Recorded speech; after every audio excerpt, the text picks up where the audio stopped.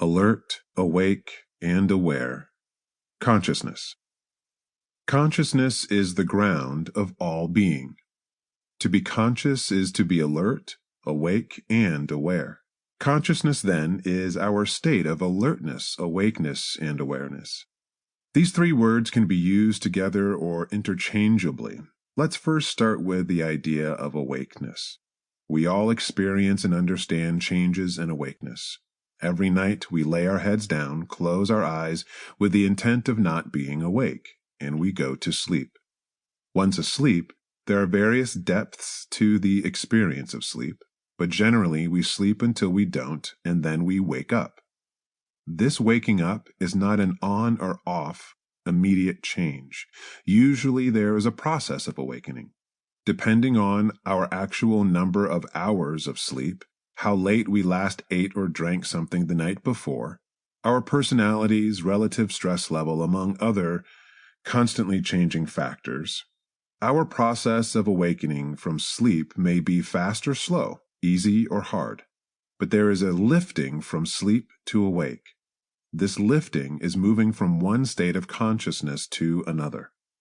This lifting or shifting process applies to alertness and awareness too. Our awareness is always somewhere. However, many times our awareness is passive, or we aren't actively engaging it.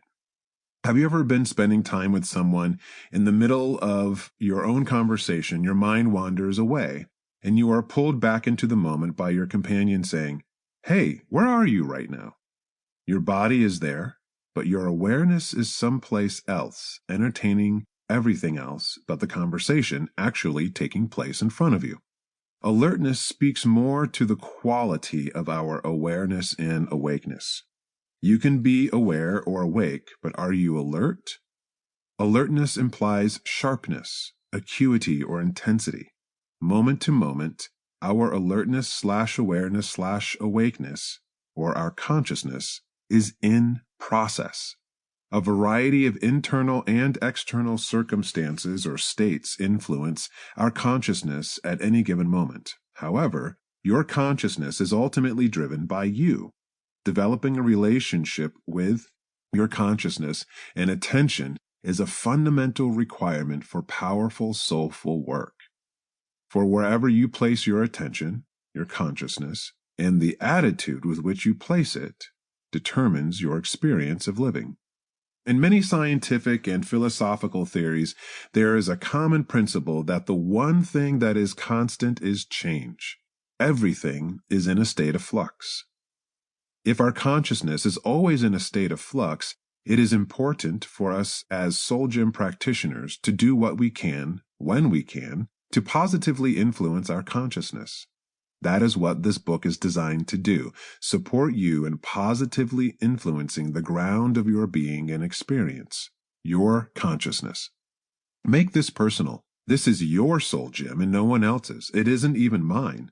Think of me in this book as a trainer that meets you at your gym at scheduled times to work out. The most important thing is to show up for the workout. That is it. It doesn't matter how much experience you have done in the past, how adept you are at any of the practices. You just need to show up and continue to show up every day. Slowly and gracefully, your soul fitness will be your experience of living. In the journey of soul living, I find that an important practice to engage in, especially at the beginning of any endeavor, is to take an inventory. To practice capturing the current state of things, getting conscious, awake, alert, and aware of life as it is now. This can actually be a nerve-wracking and challenging practice to engage in, especially if we are eager to make a change or try something new. Recognizing what you are changing from or growing out of promotes real, sustained growth and change.